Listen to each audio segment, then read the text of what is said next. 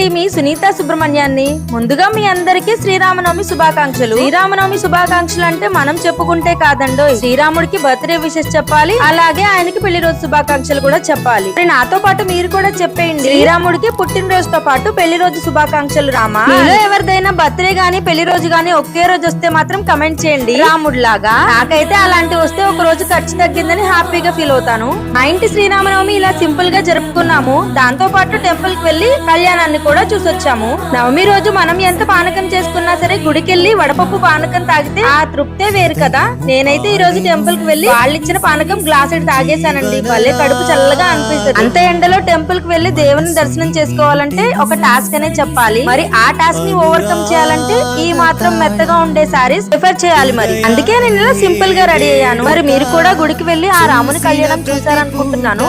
ఒకవేళ ఎవరైనా చూడకపోతే ఇలా చూస్తారని చూపిస్తున్నాను. మరి ఉంటాను. మరి మరో వీడియోతో మళ్ళీ కలుద్దాం. అంటిల్ దెన్ జై శ్రీరామ్.